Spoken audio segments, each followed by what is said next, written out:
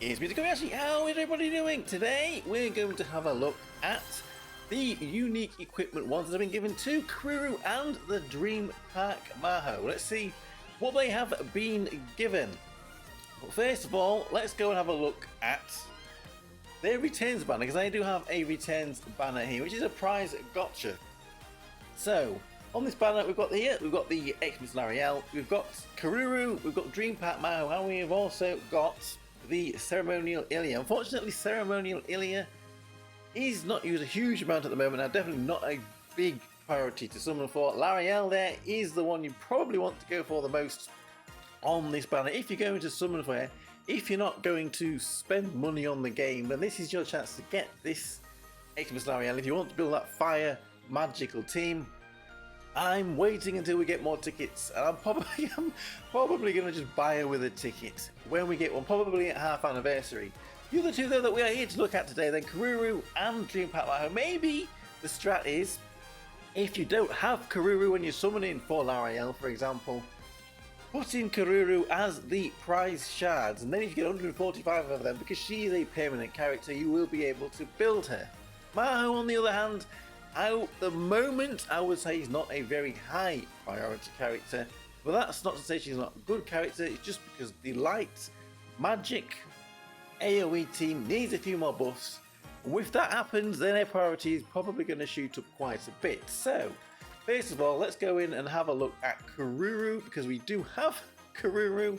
Where is she hiding? Just here. So let's quickly have a look at Kururu here. What she did before, she had her unique equipment. So we're going to have a look at this skill 2 first, because it's the first action she does when she enters battle, and it is only formed one time.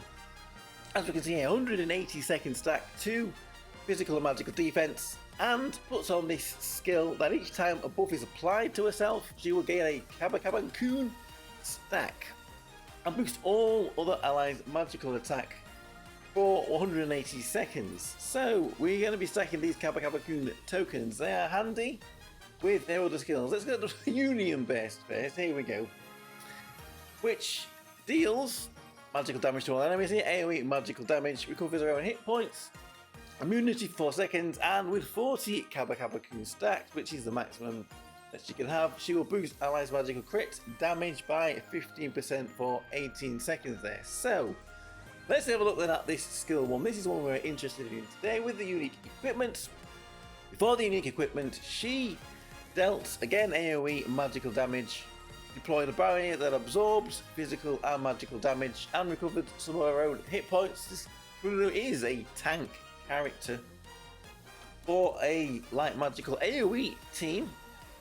So let's have a look then at this unique equipment there, and we can see it gives her hit points and TP boost, so maybe it is one that you might consider using a growth orb on, and it boosts her skill 1 skill here. So let's see what she has gained with this unique equipment. So the damage that she does is up slightly. The modifier is up from 1.5 to 1.8 times magical attack. Now if she has less than 20 of these Kun stacks, then this damage will now be 3 times damage if it crits.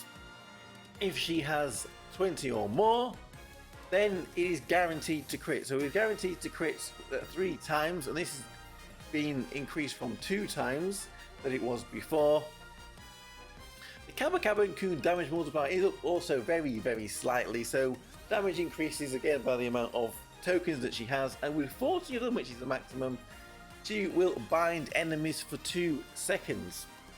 So she's got a bit of extra damage then, and a bind for 2 seconds, which is not going to be very good in PvP because you need 40 stacks to get it. But in modes like Deep Quest, it can maybe give you a little bit of a respite from the opponent's damaging you for a while. So I'll say it's not bad, but it could be a little bit more. Always what we've seen for these unique equipments is they just give them a little bit of an extra buff, so she'll be slightly better than she was before. So let's go over then and have a look at Maho. Now, seeing as we don't have Maho, she should be down here at the bottom. What does this Maho do?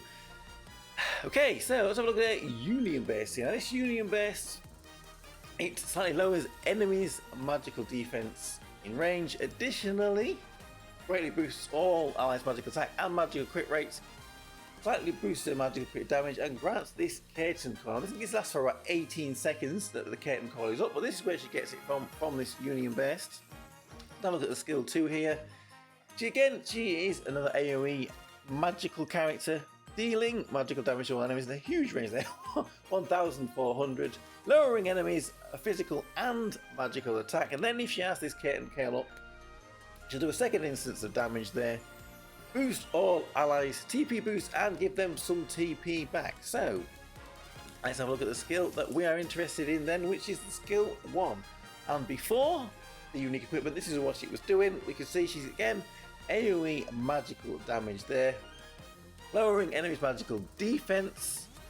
And then if she has this curtain call up, she will do a second instance of damage and boost all allies magical attack, physical defense and magical defense. So let's then have a little look at what her unique equipment is. There it is. Here is her unique equipment, and as we can see here, it gives her magical attack power and magical crit rate, as well as boosting this skill 1. So here is the passive now of the skill 1, upgraded with her unique equipment. And as we can see here, that the first instance of damage she has got here, the modifier has gone up from 1.6 to 2.4 times magical attack.